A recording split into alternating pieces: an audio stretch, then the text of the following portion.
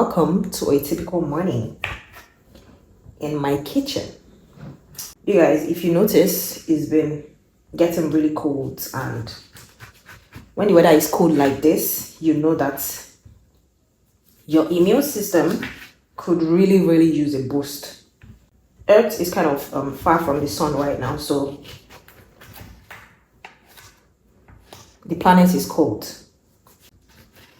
If I wasn't doing this, I'll probably be taking some ginger shots. So like as I was saying, your morning routine is very important when it comes to staying healthy.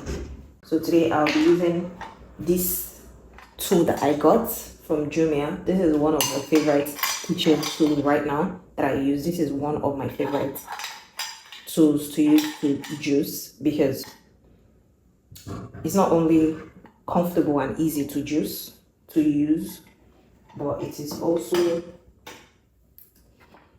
an excuse for me to get more vitamin C inside of my drinks. So sometimes you don't really need oranges, because you need to switch up your morning routine, because the body gets used to things. Sometimes you might have to just do some cayenne pepper in warm water as a morning routine. That is basically the cheapest and easiest way to get your daily vitamin C. I can juice my citrus with the bark, and you guys know that the bark of orange, lemon, or grape contains even more vitamin C than the fruit itself. And I kind of like the flavor it gives. So if you want to have a really healthy morning routine, the first thing you need to be doing every morning when you wake up is just drink fluid. Drink lots of fluid. It could be tea, it could be just water, it could be juice, but mostly start your day with a glass of water. And before you have your vitamin C or your salt or even your food, make sure you already have taken at least 3 glasses of water. So there's this thing about salt. Salt is very important. I'm going to show you the kind of salts that a typical morning routine for me would be to take one of these salt crystals like this, very tiny, put it in my mouth, and you just take a glass of water like this.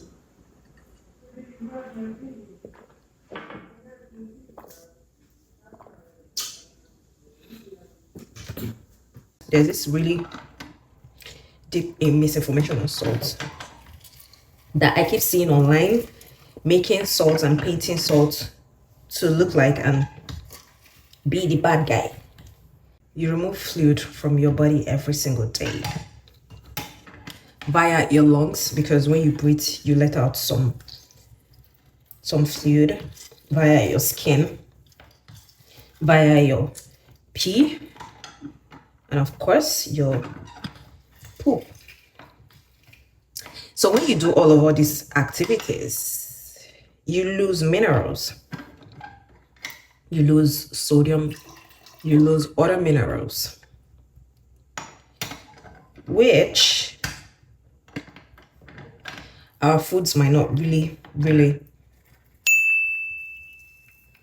be able to replace. Taking sea salt, which has 82 minerals.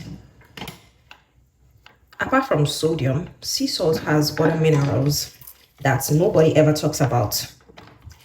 Magnesium, especially, which is a muscle relaxant used to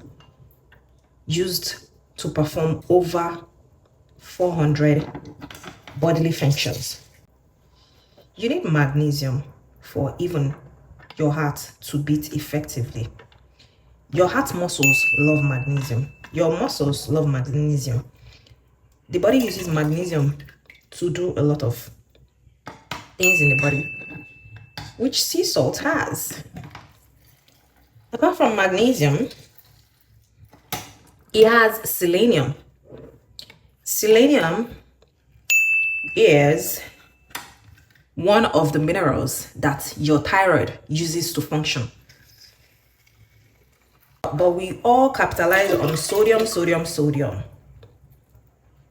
And we make sodium the bad guy. But sodium is actually a very important mineral. In fact, you need sodium to effectively absorb your minerals. So, instead of making salt the bad guy and running away from salt, it is better to take salt in its full and whole form, which is like this: sea salt. You see, we have to really move away from this isolation of minerals. For example, what people should stay away from is table salt, because table salt is just made of sodium chloride. The bad guy is table salt, not salt in general. The problem we have is an isolation of nutrients or minerals instead of focusing on the whole. Why do I say this? In nature, nothing is isolated. Minerals are not isolated. It is man that made it so. Whatever you find in nature, when you say, oh, this for walnuts, for example, is best known for omega-3, which your brain loves to use to function. But apart from omega-3, it has other nutrients that helps to balance. Nature never gives you a single nutrient because it knows it works in whole. And it knows that other nutrients are needed for proper absorption of other nutrients. And also, other nutrients might also prevent you from absorbing minerals, like phytic acid, for example, that is contained in oats, prevents you from absorbing some minerals. Salt is not the enemy. Sodium is not really the enemy either. But taking it in isolation and in large quantity is a problem. So, basically, back to the topic of morning routine. As I was saying, a typical healthy morning routine would look like you starting your day with some fluid, which is water, and then layering it with some sea salt to replace the minerals that we lost overnight. Because when you wake up in the morning, you pee, you poop, and over the night, you have lost some nutrients via your sweat. Because I don't know about you, but I sweat a lot. And I need to replace the nutrients that I've lost overnight. So taking sea salt is a wonderful way to replace the minerals that you lost. After you've taken your sea salt, one of the healthiest things that you can do in combination to that is taking your coconut oil. But right now, I haven't been able to make mine coconut oil because I hate and always regret when I buy it outside. So I'm currently taking this olive oil. As you can see, guys, when you want to buy olive oil, please focus on first cold pressed. So it is cold pressed, it's not really oil extracted, and you want to see that your olive oil is slightly green. And the smell is very, very important. So you guys, when you're choosing olive oil, always focus on the extra virgin olive oil and first cold press olive oil. It might be quite expensive, but it is literally one of the best investments you can make in your kitchen one of these days, I'm going to show you guys some of the things that I use in this kitchen that I think you should also get. If I wasn't doing this right now, like I said, I would be taking some ginger, some tea. Recently, someone asked me, oh, Vera, what are the mysteries of the kitchen? And I'm going to tell you guys, I'm going to use this opportunity to discuss it with you guys. So the kitchen is literally the heart of the home, the hospital of the home.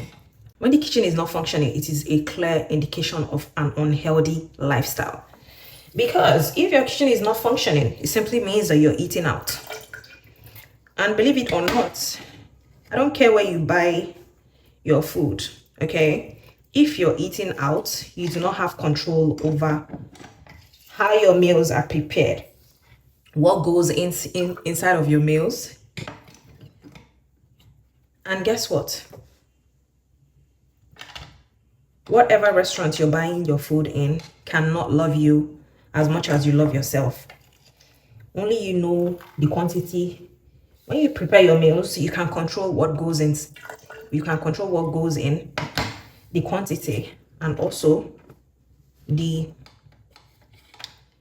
volume and how it is prepared. And besides, there is one thing that we do not really pay attention to, and that is the energy of the person that is cooking your meals. Have you ever wondered the reason why you feel closer to your mom or you love your mom more than your dad? It's because she cooks for you. And whenever she cooks, a little bit of her DNA enters inside of the food. You have no choice but to begin to like the person that prepares your meals. I always say that women have a lot of power that we do not even know. A good chef could be a witch if you know your craft, because you are in control of making people feel how you want them to feel when they eat your meal. As this person asked me, Vera, what do you think? What are the mysteries of the kitchen? I couldn't help but think about all these things. The kitchen is mysterious. You can tell a lot of what is going on in someone's life just by going to their house and going to the kitchen section of the house. For example, when you know someone is not really taken care of by themselves or by someone else, the kitchen is never in use. The kitchen is never in use. So, the kitchen is the hospital of the home. In the kitchen, you find a lot of drugs. I call it the pharmacy of the home. You find a lot of drugs. You find turmeric, which is anti-inflammatory. You find some garlic, which is one of the best remedy to controlling your blood pressure. You find onions, a strong antimicrobial. You find lime, you find salt, you find cayenne pepper, which is one of my best cooking ingredients, and also a powerful medicine. So guys, the kitchen, I told this person that the kitchen is the heart of the home. And when the heart is not functioning, guess what? The whole body dies. When the kitchen is not functioning, guess what? The body suffers it. The body suffers it through sicknesses, lack of love, and etc.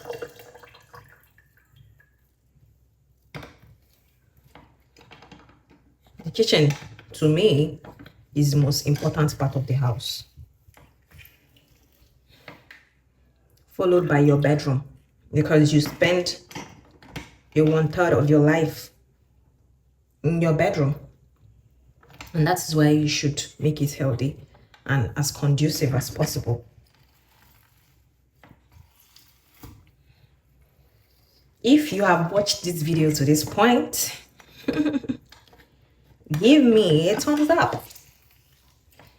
If you like the information that you're hearing, please subscribe to my channel. It means the whole world to me. Literally. This is a typical morning in the life of a biohacker.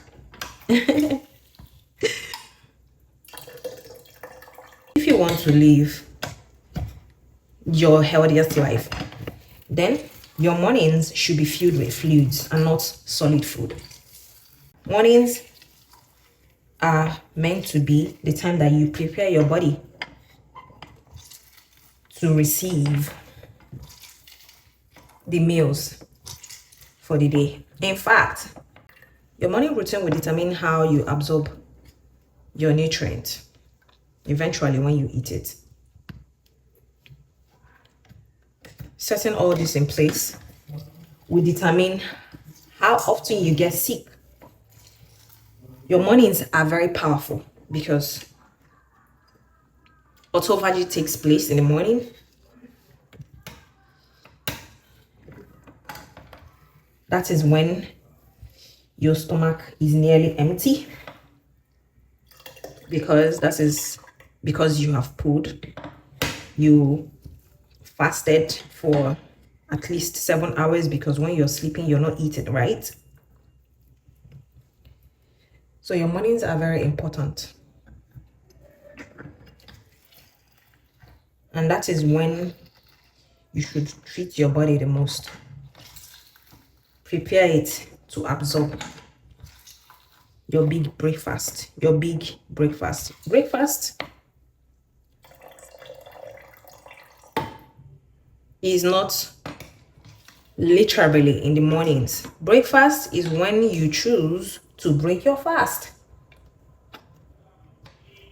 which to me should be taken by 11, 12, or 1, and it should really be a big meal. That is basically after you've prepared your body, like I am right now, to absorb your nutrients. Why? That is because most of us eat without even really getting hungry. Whenever you eat your breakfast, it's not because you're hungry, it's because you think it's necessary. Why? Because you're not hungry. You are not hungry because your body has a lot of glucose in store from the day before, from your dinner, to fuel you and take you on any kind of activity, whether it is running or any kind of activity that you want to do. That way, you're going to have a win-win that way, because why? Autophagy has already taken place, which is when your body literally clears out toxins. Your body uses this time to do house cleaning, basically.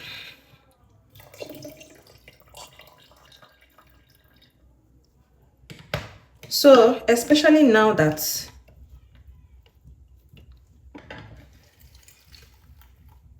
we are facing financial difficulty in this country, skipping breakfast is one of the best ways that you can, skipping morning breakfast, let me rephrase. And guess what? You don't lose anything. You don't lose anything. Someone will ask me, oh Vera, what if I'm a mom and my kids have to eat before going to school? Well, okay, so first of all, I personally cannot send my kids to school, because why? Right? Almost everything taught in schools these days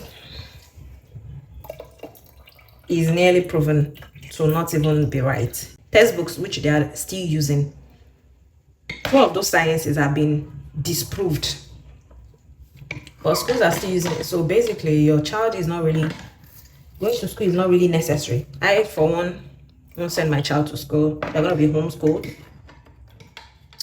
So let's say you are a mom and you're like, Vera, what about my kids going to school? Are you saying I should starve them? No. Okay, so first of all, kids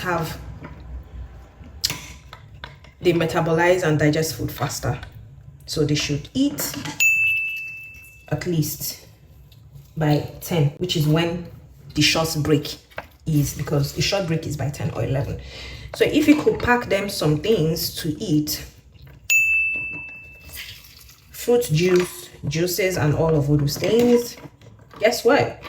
Your kids will not starve. They will eat. They don't have to overfeed. And they will still get all the benefits there is. This is one of the things. This is one of the cons of using manual juicer. Although I don't regret it, this is by far one of my favorite kitchen utensils,